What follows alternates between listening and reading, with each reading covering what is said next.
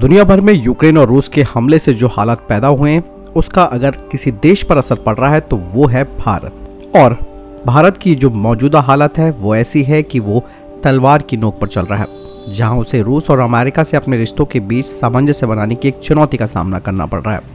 ऐसे में कई सारी बातें सामने आ रही है जिसमें ये कहा जा रहा है कि हालांकि भारत वो सामंजस्य बनाने में कायम तो रहा, लेकिन अमेरिका लगातार भारत के ऊपर प्रेशर बना रहा है।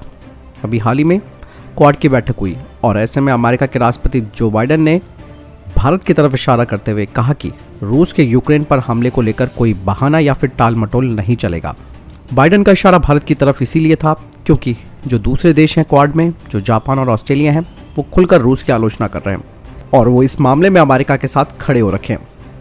इसके अलावा अमेरिकी सीनेट में एक बैठक हुई है जिसमें भारत के रुख को लेकर चर्चा हुई और इस दौरान ये कहा जा रहा है अमेरिकी अधिकारियों के द्वारा कि उन्होंने भारत से बातचीत करने की कोशिश की है ताकि यूक्रेन पर जो हमला रशिया ने किया है उसकी आलोचना भारत खुलकर करे, और ये सबसे महत्वपूर्ण हो जाएगा। आपको मालूम ही है कि भारत ने संयुक्त राष्ट्र सुरक्षा परिषद में जो वोटिंग हुई थी उसमें हिस्सा नहीं लिया और भारत युद्ध के पक्ष में भी नहीं है। यानी ऐसा भी कहा जा रहा है कि भले ही भारत ने अपने आप को वोटिंग से दूर रखा हो, लेकिन भारत ने यूक्रेन में मानवीय सहायता पहुंचाई है और भारत ने इस युद्ध को खत्म करने की अपील भी की है। भारत भी चाहता है कि समस्या का हल बातचीत के जरिए हो, ना कि युद्ध से।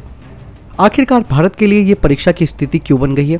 इसके पीछे की वजह है अमेरिका।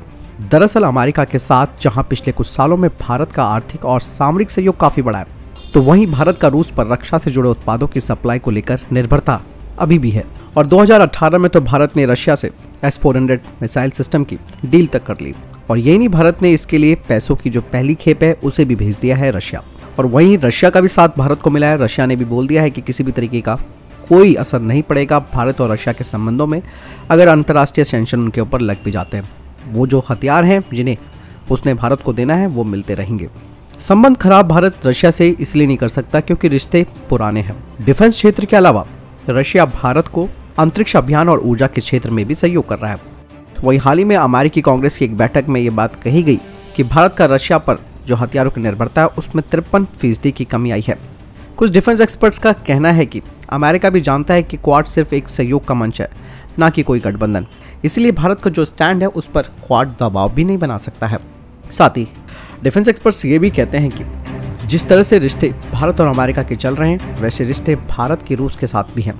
हालांकि अमेरिका ने बीते कुछ सालों में भारत पर कोई प्रतिबंध नहीं लगाया है, लेकिन अमेरिका के उस इतिहास को नहीं भूला जा सकता जब 1998 में भारत ने न्यूक्लियर संधि पर हस्ताक्षर नहीं किए। तब अमेरिका ने प्रतिबंध लगाया, लेकिन अमेरिका ने इसे 1 साल के अंदर हटा भी दिया। भारत को भी पता है कि उसके लिए अमेरिका काफी महत्वपूर्ण है और रशिया भी।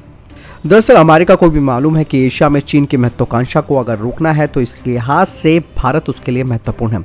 वो भारत के साथ संबंध कभी भी खराब नहीं करेगा।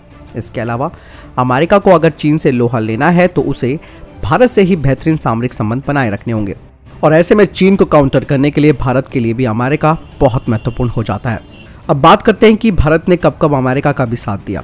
बात ईरान की करते हैं। जब ईरान के साथ अमेरिका के संबंध बिगड़े तब अमेरिका ने कहा कि भारत को ईरान के साथ रिश्ते खत्म कर देने चाहिए, लेकिन भारत ने ऐसा नहीं किया क्योंकि हर देश की अपनी अपनी कूटनीति और आवश्यकताएं होती है। इसलिए अमेरिका भारत पर उतना प्रेशर नहीं बना पाया। यही नहीं, भारत रूस के लिए कभी भी सार्वजनिक तौर पर उसकी निंदा नहीं करेगा, लेकिन रशिया से भारत युद्ध खत्म करने और शांति बहाल करने की बात कर रहा है। इसके अलावा जो रुख भारत ने अपनाया है वैसे ही सऊदी अरब और संयुक्त अरब अमीरात ने भी अपना रखा है, क्योंकि हर देश की, जैसे मैंने बताया, कि प्राथमिकताएं और सामरिक जरूरतें होती हैं। बता दें कि जब इराक पर हमला हुआ था तब भारत ने खुद को तटस्थ रखा था, जबकि इराक में भारत की कई परियोजनाएं चल रही थी।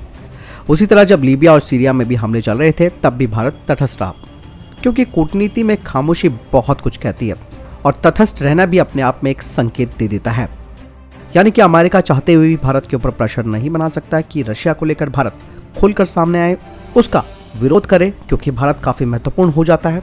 इसके अलावा भारत कभी भी अमेरिका के प्रतिबंधों के आगे नहीं झुका। तो ऐसे में भारत के लिए तलवार की धार पर चलने वाली स्थिति तो जरूर है, लेकिन ये भी खत्म हो जाएगी क्योंकि धीरे धीरे हर चीज ट्रैक पर आती है।